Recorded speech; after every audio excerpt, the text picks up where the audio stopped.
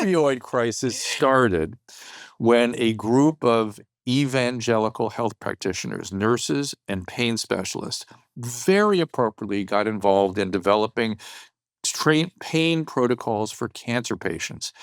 We went through an opioid crisis at the turn of the 20th century on the heels of the Civil War when the hypodermic needle and morphine sulfate were invented. You don't know this? We had a massive opioid crisis.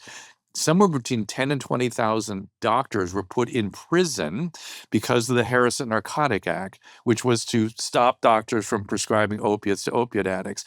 And guess what? We stopped prescribing opiates entirely for 75 years, for 60 years. Wow. And because we were like, okay, that's that. We're not going to touch opiates. They're dangerous. I don't want to go to jail.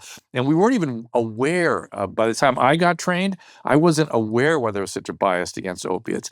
But we weren't even treating cancer patients for pain. Morphine. So a group of doctors came in and nurses and went, this is insane. We need to do this. And they were completely right.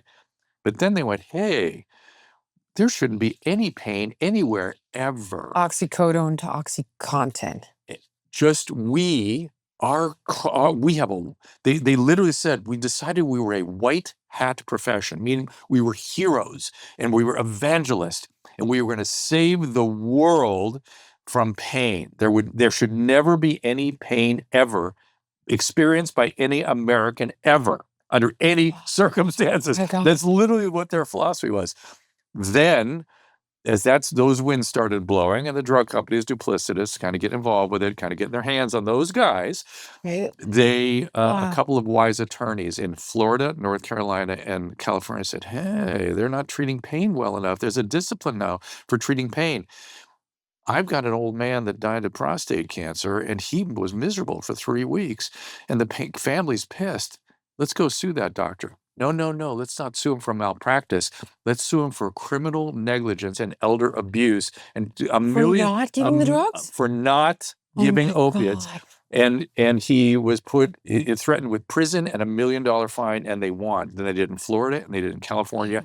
And all doctors ceased prescribing opiates. We all stopped, and we sent all of our pain patients of any sort to pain management. Doctors. And pain management That's where that comes from. we're still in that discipline of we're going to prevent pain at all costs.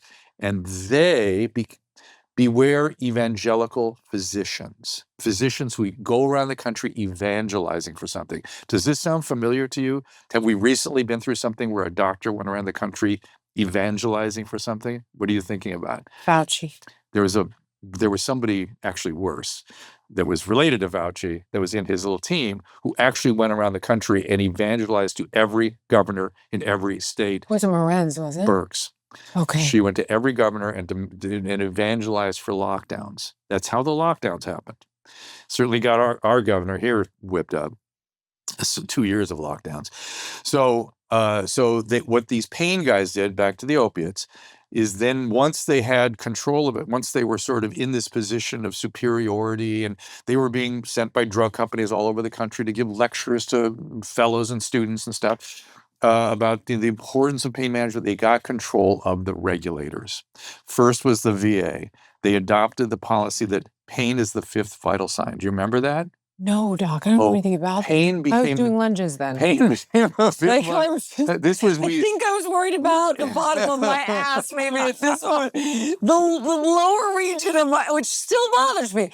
But I'm laughing because my wife is obsessing about the same region right now. We talk a lot about that.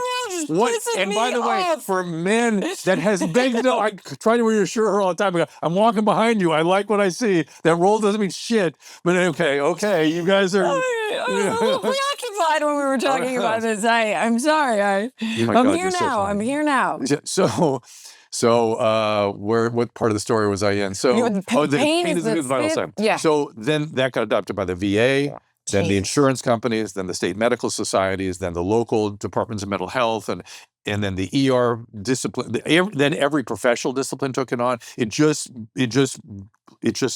became an hysteria, frankly. And so now your fucking pulse didn't matter as much as your pain scale. And trust me, they were not on you to check the pulse. They would, what's the pain scale? What's the pain scale? Did you do a pain scale? Because if they didn't do a pain scale on the paperwork, they would get sanctioned by the regulators. Doc, is this the thing with the happy face? Yes, they did it that was when the I happy injured my face back. scale. I still filled out the pain. Keeping it real with Jillian Michaels.